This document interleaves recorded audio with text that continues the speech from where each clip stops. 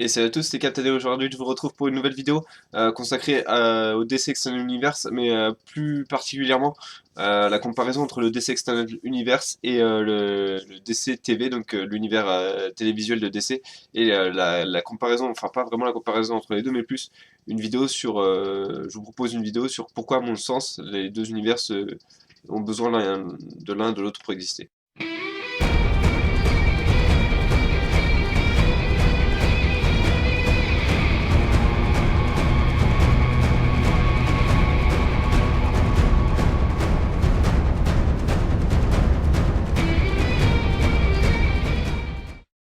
Donc pourquoi je disais que les deux univers se complémentent, se complètent, pardon, tout simplement, c'est que enfin, pour illustrer mes propos, je voulais prendre deux exemples.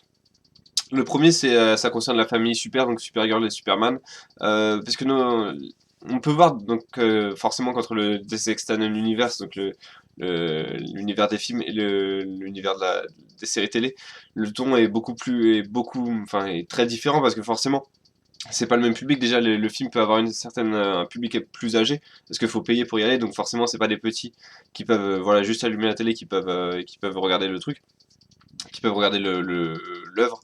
Donc voilà pourquoi forcément les séries sont plus grand public, etc. Donc à la limite, de ce point de vue-là, ok. Mais c'est surtout, je voulais prendre sur les thèmes abordés, on voit vraiment une véritable différence. Donc, par exemple, Supergirl, son image de super-héroïne surpuissante, etc., elle est traitée par une tierce personne qui est Cat Grant dans la série. Cat Grant, bon, bref. Et donc, du coup, on voit que son image, elle est très stable, elle est comme elle est censée être, c'est-à-dire elle est comme on la voit dans les comics, etc. C'est-à-dire elle est censée être au final, limite, j'ai envie de dire, comme Superman est censé être, c'est-à-dire que c'est la super-héroïne que tout le monde idolâtre, voilà, que tout le monde aimerait avoir à ses côtés. Sauf quand elle utilise la kryptonite rouge, mais bon, ça c'est un autre débat, et j'ai pas trop envie de spoiler non plus, pour ceux qui regardent pas la série. Bref, tout ça pour dire que donc, ce traitement de Supergirl par une tierce personne amène à Supergirl, limite, voilà, adulée par le public. Alors que Superman, son image est traitée par lui-même, et justement c'est une image qui lui échappe, c'est-à-dire que son image elle est reprise un peu par tout le monde, c'est-à-dire que Batman voit en lui quelqu'un qui peut être menaçant, le monde voit en lui un meurtrier, responsable de la destruction de la planète, il a des adorateurs, etc. Donc du coup voilà, vraiment, je trouve que c'est deux idées pour au final pour le même sujet, et je trouvais que c'était sympa. De même entre Arrow et Batman. On voit que Arrow au départ dans la série tue, c'est-à-dire se sert enfin s'il doit tuer des gens pour atteindre un méchant, bah il le fera, il n'hésitera pas. Alors qu'au final, plus les saisons avancent, plus il refuse de le faire.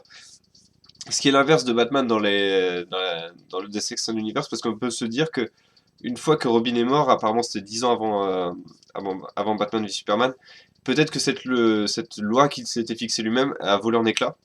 Et donc du coup, encore une fois, les deux thèmes abordés sont exactement les mêmes, mais ils diffèrent. Et du coup, je trouve que c'est assez sympa parce que ça donne un pouvoir aux deux univers, et ça marche à mon sens totalement. Donc dans la première partie de la vidéo, j'ai montré comme quoi les deux univers ouais, se complétaient l'un et l'autre. Là, j'ai plus envie de parler de l'univers DCTV comme j'ai envie de dire limite un laboratoire d'essai, c'est-à-dire que il y a dans le DCTV, donc notamment l'univers CW avec Flash et Arrow, a servi à mon sens à tester des histoires qui vont maintenant être utilisées dans le DC Extended Universe. Le premier exemple qui m'est venu à l'idée, c'est le principe des voyages dans le temps qui a été testé dans Flash, la saison 1 et la saison 2. Certes, ça a été testé avant dans les comics, mais je pense que Flash a testé la façon dont le grand public pouvait le voir à la télé, le voir de façon animée, ce voyage dans le temps. Voir quelqu'un qui court ultra rapidement pour remonter le temps, c'est quand même pas quelque chose d'ultra commun. Et du coup, ça a été testé dans Flash, et c'est pour ça que ça va être mis désormais en avant dans le DC Extended Universe. Ça a été déjà mis en avant avec Flash qui fait son caméo dans Batman v Superman. Donc il y a eu ce principe de voyage dans le temps qui a été testé dans le DCTV. Il y a également le principe du multiverse qui attire les gens, ce qui est à la base assez surpris. Mais de voir que quelque chose d'aussi... comment dire, d'aussi complexe est pas facile forcément à capter peut intéresser les gens parce que du coup l'épisode multiverse où pour la première fois Flash voyage dans un autre univers qui est la Terre 2 a réalisé la meilleure audience de la série pour meilleure audience historique de la série. Donc ça prouve qu'il y a un intérêt véritable pour un univers parallèle. Et du coup voilà en quoi à mon sens le DCTV a servi de laboratoire parce que du coup le multiverse va être mis en avant dans le DC Extended Universe et c'est quelque chose qu'ils ont déjà annoncé. Également, du coup, ça peut être un laboratoire d'essai pour également des choses qui marchent pas forcément ou auxquelles le public n'accroche pas sur sur le long terme. Et on peut voir que notamment tout ce qui est romance dans quelque chose dans une série super-héroïque finit par lasser le public. Je pense qu'à Arrow, si ça perd des spectateurs en masse en ce moment et au point d'en faire la pire audience historique de la série à la quatrième saison, c'est parce que il y a, à mon sens, trop de romance, etc. Mais bon, c'est qu'un avis personnel, mais je pense que c'est en partie, en tout cas, la solution. Et de même que pour Supergirl, où là, c'est même beaucoup plus criant, c'est-à-dire que pour moi, le principe de Supergirl à la base, c'était censé être juste une super-héroïne rencontre l'amour avec un humain ou des choses comme ça. Et au final, ils ont été obligés de construire une histoire autour et ça s'est vu, ils ont véritablement commencé à écrire cette histoire à partir de l'épisode 6. Mais les 5 premiers épisodes, c'était voilà, un vilain de la semaine pour rapprocher les deux personnages ou pour introduire d'autres personnages qui les rapprocheront inévitablement. Donc voilà les choses que ça a également testé. Autre chose qui est à mon avis en train d'être testée, c'est les principes des voyages dans le temps, mais en groupe, avec une intrigue uniquement basée sur ça, et c'est dans Legend of Tomorrow. C'est peut-être pour ça que la série a eu le feu vert de DC, parce qu'ils se sont dit, vous allez tester, voir comment ça marche, voir comment le public répond, voir comment c'est gérable d'un point de vue scénario, etc. Pour qu'on puisse, après, on puisse, pourquoi pas l'utiliser dans le DC Extended Universe. On peut également parler de la magie qui a été introduite assez tard dans l'univers de Arrow, la magie et le surnaturel. Et au final, c'est bien passé. Je trouve que même ça a redonné un peu de vie à cet univers. Donc, encore une fois, ça peut être la preuve que la magie peut être introduite un peu plus tard dans le Dissection Universe. Tout ça pour dire que, à mon sens, le Dissection Universe a besoin de l'univers TV parce que au-delà des thèmes qui peuvent gérer différemment, et la télé peut être le premier moyen pour tester un arc, tester une idée, tester un personnage. J'y reviendrai un peu plus tard pour les personnages. Mais voilà, les présenter pour la première fois au public, voir comment ils réagissent, et du coup, après changer quelque chose des petites choses qui n'auraient pas fonctionné pour que ça donne vraiment un résultat assez convaincant. Ce qui pourrait voilà, être du coup des bonnes idées pour le DC Extended Universe au cinéma. Maintenant, dans cette troisième partie de la vidéo, je voulais pousser un peu l'analyse un peu plus loin avec une comparaison qui va peut-être vous choquer certains. Mais pour moi, le DCTV, pardon, est un peu en termes sportifs, ce que pourrait être une deuxième division, ou si vous suivez un peu la NBA, la D-League, c'est-à-dire la ligue de développement de la NBA, où des joueurs ils sont prêtés pour être développés avant de passer au stade supérieur. Donc, à mon sens, DC Comics représente cette franchise-là, qui du coup prête ces personnages ou les personnages qui vont pas utiliser, qui vont rester sur la touche indéfiniment, et voilà, les prête pour les mettre dans des séries, pour ils soient mis pour la première fois face au public, voir comment le public réagit face à ce personnage-là, et ensuite le balancer beaucoup plus haut dans les films, tout simplement, avec un gros marketing sur lui, etc. L'exemple pour moi, enfin, le fait que ça marche a été prouvé à mon sens avec Flash, puisque Flash, grâce à la série, a gagné véritablement en popularité, notamment, enfin pas seulement aux États-Unis, mais surtout en France. En tout cas, c'est vraiment quelque chose que je peux voir au quotidien. Parce que les gens que je côtoie qui regardaient les séries télé se sont mis à regarder d'abord Arrow, mais un peu moins, parce que dans Arrow, il y avait pas mal de choses qui les rébutaient. Mais beaucoup plus Flash, et du coup, Flash, on m'a demandé des infos sur lui, sur ce personnage-là, sur qu'est-ce qui allait arriver plus tard, c'était qui le Flash de la Justice League, etc. Et voilà, je trouve que c'est vraiment intéressant de voir comment une série peut du coup révéler certains personnages. Je pense notamment à des personnages que le DC Extended Universe n'aurait probablement jamais utilisé, ou en tout cas pas tout de suite. Notamment Atom, les Hawkman et Hawkgirl, je pense qu'ils avaient rien à faire par exemple dans le DC Extended Universe. Et du coup, c'est assez intelligent de les placer dans l'univers TV.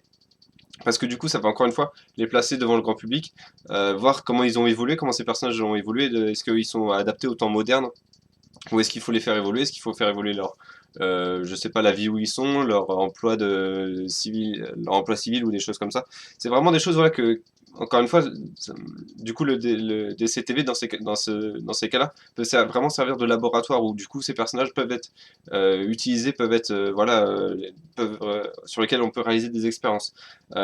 Flash, ils n'ont pas fait beaucoup d'expériences, mais je pense que par exemple White Canary, c'est typiquement une expérience sur comment le public réagit face à une deuxième, face à un deuxième personnage, face à un changement d'identité même pour un personnage parce qu'elle était Black Canary, elle devient White Canary. Euh, c'est ce genre de choses. C'est également pour ça, après qu'il y a des personnages qui sont envoyés sur le DCTV parce ils sont pas utiles pour l'instant au DC Extended Universe. Je pense notamment à Marcel Manhunter qui est apparu dans Supergirl, parce que David S. Goyer qui a écrit tout seul Man of Steel et qui a coécrit Batman v Superman, mais qui a été ensuite écarté de Justice League, etc. Et du DC Extended Universe, avait dit que, comme quoi, Martian Manhunter n'était vraiment pas un perso que les gens connaissaient, et qu'il fallait être un puceau de 40 ans pour le connaître, etc. Enfin, il avait vraiment été insultant avec ce personnage-là. Et donc, du coup, Martian Manhunter a été mis de côté, mais c'est assez sympa de voir que maintenant qu'il est revenu dans Supergirl, tout le monde dit, mais non, faut pas qu'il reste à Supergirl, faut qu'il ait soit sa propre série, soit qu'il apparaisse dans les films. Donc, du coup, c'est assez sympa de voir qu'en fait, ce personnage, il a pas besoin de ce développement, il est déjà, à mon sens, il peut déjà aller dans le DC Extended Universe. Mais ça, c'est un autre débat. Voilà, du coup, c'est vraiment tout ce que je voulais dire. Je sais pas si vous êtes d'accord avec, avec mes idées. Comme quoi, l'idée de laboratoire, des thèmes, enfin des thèmes, les mêmes thèmes abordés, mais au final des solutions différentes, des ligues de développement ou des choses comme ça. Mais du coup, ce qui me paraît intéressant, c'est que si l'univers TV c'est vraiment une ligue de développement, je me demande si ça serait pas la meilleure solution du coup de faire apparaître certains personnages dans cette ligue de développement avant de les propulser vers le DC Extended Universe. Je pense notamment à des personnages comme Shazam, qui le film me paraît un énorme pari, qui a beaucoup de chances de se casser la gueule.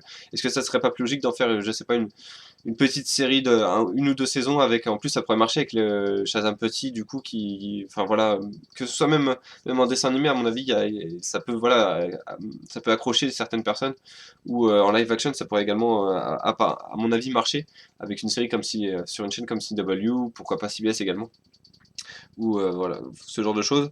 Blue Beetle peut également être placé dans cette catégorie de personnages qui mériteraient peut-être de passer à la télé avant d'aller au cinéma. Mais après, ça m'a amené jusqu'aux lanternes. Est-ce que, du coup, les différents corps de lanternes ne pourraient pas être d'abord introduits à la télé pour que les gens se rendent compte que oui, c'est pas quelque chose qui a été inventé par les films, mais ça existe depuis longtemps, ça existe, voilà, ça a été montré à la télé parce que c'était basé sur des comics, etc. Donc pourquoi pas une introduction des Blue Lanterns, des Red Lanterns.